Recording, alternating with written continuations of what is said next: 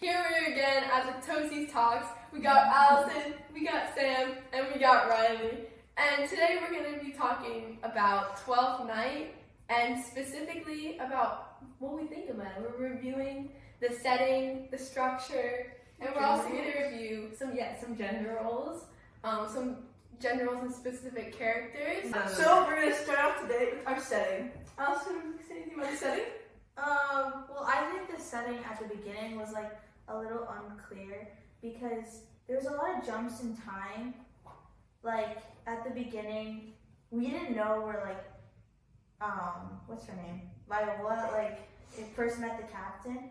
I feel like it was a little unclear where exactly they were in there. Like we know they're on the coast, but where exactly are they?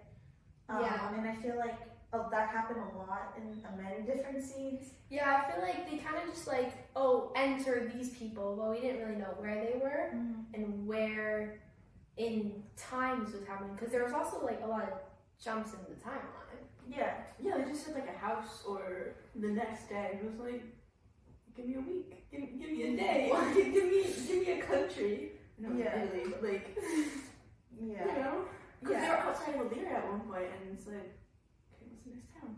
Yeah, and I feel like at the beginning of the scene, they only introduce the characters, and they don't introduce exactly where we are. I know you're supposed to infer based off the ending of the last scene, but I feel like it's still but sometimes when we first met Sebastian and Antonio, they were just enter Sebastian and Antonio, and you're like, what is happening? And they didn't even explain it in the first couple lines, so you have to, I don't know. Yeah, just be confused for a little bit.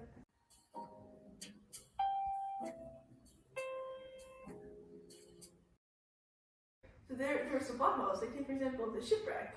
Where were they going? Why were they going anywhere? And how did they end up on two separate parts? How was Viola alive and safe, but she thought Sebastian was dead, and then Sebastian was alive and safe, but he thought Viola was dead. Yeah, it's almost like the ship just broke into two halves when they were how did the ship even crash, know. sink? Yeah, and I feel like that kind of ties into what Riley started off saying, the pointless scenes at some point, because in the example, I feel like for the scene where Olivia professes her love for Cesario, I feel like it was way too long for no reason. Yeah, because she just kept going. It was 6 pages, and she just kept going on, and then Cesario or Viola was just kind of I pity you. Yeah. She was kind of dumped Olivia at that point. But I feel also with the pointless scenes, I feel a lot of plot lines were a bunch of dead ends. Especially for Antonio, because I feel there was no point of introducing him. Yeah. Because he just ended up alone anyway. Yeah, he caused trouble because Sebastian could have gone to Countercino super easily, but he was like, no wait, I can't. I'll be killed. Yeah, Antonio was just kind of a random person. He was just there to be I love you, Sebastian. He should have been the captain, where he just introduced Sebastian to the area and then was forgotten about. Yeah, she was around at the end. He was alone. Yeah, he was. He was alone.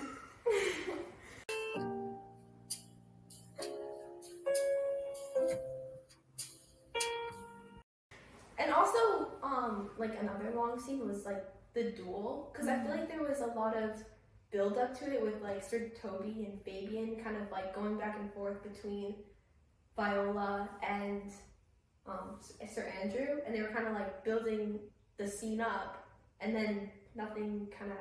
Yeah, it was kind of. It was kind of a anticlimactic. Yeah, that's the word. And then Antonio comes out of nowhere. Yeah. I feel that scene. He just causes trouble. Antonio is just again causing trouble. I feel that scene was kind of annoying at some points because it just kept on going for no reason. But in the important scenes, he makes them really short. Yeah, Shakespeare makes them really short. Yeah, he. Yeah. The whole marriage thing. That's what, a page and a half? Yeah, with Sebastian and Olivia. Yeah, there was no. Nowhere in it was there no what's it called? What's your name? Exchange of vows. Yeah, and now being husband and white. Yeah, I feel like the priest only showed up at the end where like all the characters had like a reunion Yeah. with each other. That's the only time where the priest showed up. Yeah, and like Sebastian never really like. He's just kind of like, oh, I'm not mad. Olivia's not mad. Mm-hmm. I guess we're just like bound to be in love. But like he never like questioned, and I guess Olivia never asked like what his name is. Like, are you Cesario? Just like she kind of they looked alike. I guess. So like, why do you have to ask the name? So But like, wouldn't in a Everything. marriage, like, wouldn't you be like, oh yeah, Sebastian, do you take Olivia to be? Yeah, but see, that wasn't in the play. It was cut out. Mm-hmm. It was cut.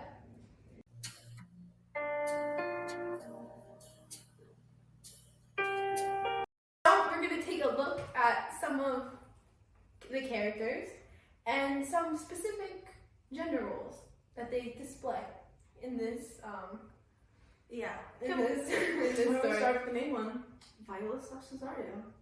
Fact that she Main- dresses up as a man. Yeah, the gender bending. Yeah, well, I feel like for gender roles, like we know that women were usually like the submissive sex because the men were usually the ones that had the most rights in the 1600s. But I feel like her like take on gender roles kind of shifted throughout the play. Yeah. Yeah. Because at first, like at the beginning, she was like defying like traditional gender roles, but at the end, she kind of just like switched. Yeah, she's like, I really want to be like a man, so I can have a job and everything. And then when she's like, Orsino loves her, she was like, I want to be a woman. I want to go on my female Yeah, clothes. she was like, oh yeah, I'm a woman. Like, check me out. She wanted to be a woman again. She didn't want Yeah, to deal with all the yeah. responsibilities of a man. Mm-hmm. She, Yeah, because towards the, like, I feel like, especially in Act 3 is when she kind of changes to be more a typical woman, like gender roles of a woman. And, like, that kind of really started with, like, the duel, where she was just, like, scared to do the duel, scared to, like, still fight. stronger than Sebastian. True, but, that's, like, kind of where she started becoming more like a woman, and then it kind of shined more in the last act. Yeah. Can we mention like what's his name? Orsino. Like he was kind of submissive too. Like he like defied traditional gender roles because he was the one going after Olivia. He like kept pursuing her. He kept Oh, pursuing okay, her. okay. And Olivia was the one that was being like, I don't want to say dominant, but she was being She is dominant a very woman. like Yeah, dominant person throughout the whole play. Yeah. Even with Sebastian Uh-huh. and Cesario, who she thought was a man. Yeah. But I feel like at the end, his position with the feminist lens, like either adhering to it or defying it, I feel like that stayed constant throughout the story because of his relationship with Olivia. Can we talk about Malvolio, actually? Okay. Because Malvolio is so random. Yeah, he's like a really like he wants to be like this strong man, but then with Olivia, he's very submissive and like really. That's wants starting her. from the letter too. Yeah, like, okay, okay, but like still. the whole kind of letter joke thing was just kind of random, and I feel like they didn't really need to have that in the play. Yeah, it was just to fill the time gap in between the scenes. Yeah. Because I feel like the story would have been a lot shorter, or like the play would have been a lot shorter. It made these grown men, which fill the typical they fill the stereotypical man in the play.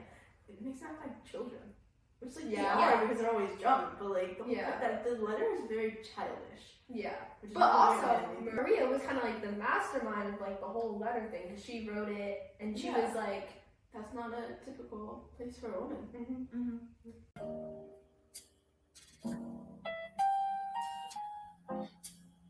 Sebastian. yeah, going back to Sebastian. Yeah, going back to Sebastian. He was kind of like a gold digger. Just a little bit. Yeah, because he kind of went Olivia, and he was like, "Oh, Olivia, like you have money." I don't have to do anything. Yeah, because who shows up, sees a woman trying to get his attention or your attention, and Wants to marry her. just wants to marry her. Yeah. He just like went along with it. He's like, okay, that's good for me. I don't have to work. I don't have to do Yeah. This beautiful woman wants Yeah, to she marry has a me. whole Good for estate me. and everything. Yeah, And So he's she'll just be completely provided for. He doesn't have to do he anything. just like kind of gives up his whole mm-hmm. family name, Yeah. his whole estate. Yeah, he just like. Yeah, because This they were aristocrats. They had a They fortune have the left for same them. standing as Olivia. And Yeah. he just doesn't care. He's like, okay, I don't have to deal with that. Olivia can deal with that. He just kind of goes along with stuff. Like, he didn't notice Antonio's like love for him. Like he doesn't really acknowledge it like at all. He doesn't like confirm or deny it. He's just like, oh yeah. He's very oblivious. He's very Which means oblivious. he's not full up there. Full of there. Okay. Yeah, not typical smart man. Well, yeah, even in his long monologues and later on in the book, there's not much being said. Yeah, it's very vague. It's Yeah. kind of like just very repetitive, and it's like, ooh, all these nice words doesn't mean anything.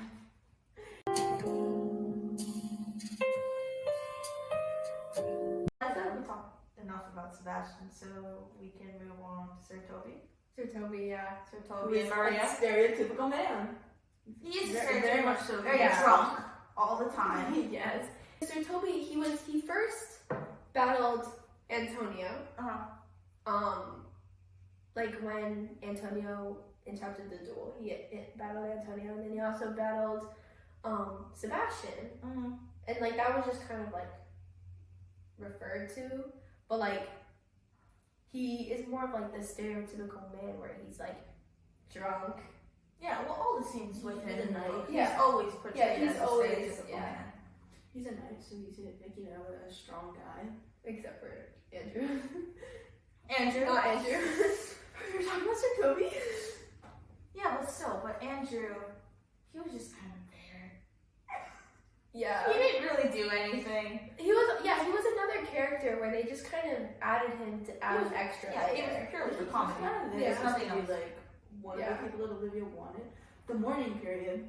He was there to like explain the mourning period, which was forgotten about. Yeah. Oh yeah. Yeah, what happened to the morning period? Who knows? It was just like she loved Cesario, and then she went on to Sebastian. So she's like, all right. I feel like the morning period was just an excuse to get rid of Orsino.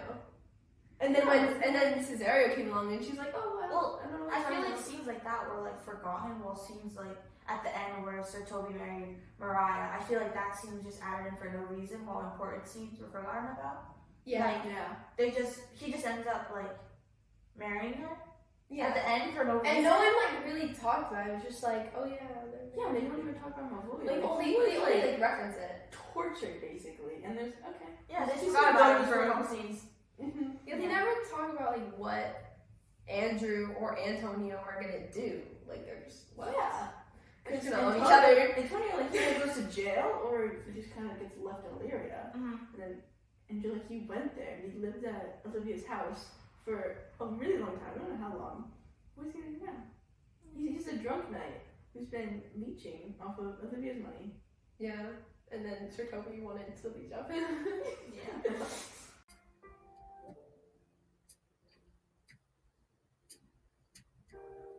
Also, can we talk about the ending? Because I feel like They talk about no, but Very not rushed. It was very rushed. Because I Yes. feel like they were all. How long was the ending scene? I don't know, like just a couple pages. It was The last I don't know. The last act was just the whole reunion scene, and it was very like, what do you call it? Very very rushed, like you said earlier. Yeah. It was just kind of like was like, oh yeah, this happened and that's the resolution for It's it. kind of like Shakespeare had this whole, play planned out, but he didn't know how to end it. Right? Yeah. So he's kind of He just like tied it up, but Yeah. like not very. Yeah, and Antonio got left in the dust I forgot about it. by Sebastian. Yeah. But also at the ending with Feste, I feel like the ending scene where, like the last page, it didn't really tie the ending correctly together. I feel like it left a lot of like things like unfinished, if that makes sense. Yeah. There's just like so like I can't think of the word. What? There's so many loose ends. Yeah. Yes. There were a Because- lot of loose ends. Like it'd be good if you wanted to do like a second play, but like you don't really do that. It's just like you do one play and everything's finished. The story is done. But Yeah. here it was kind of like a Yeah, movie 'cause waiting to do a second edition. There was like a lot of questions in there. I'm like, oh, what happened to this character? what is this character gonna do? Yeah. Like, how come, how come, Olivia and Sebastian just got, like, married? Yeah. And then, there's no discussion. There's no discussion. And Viola and Orsina. And Viola and Orsina, I guess they just got married. And then, like, Toby and Maria, which I didn't even realize there was, like, a love interest between them. Mm-hmm. Like, there's just no talking about anything. There's like no realistic part. Yeah. And then, it was just kind of a little weird. Yeah, I feel like the ending could have been better, but overall, I liked the book. It was, I feel like the love triangle was, like, an interesting thing. But then I feel like if it was just the three main characters, it would have been a little more it branched clear. out too far. Yeah.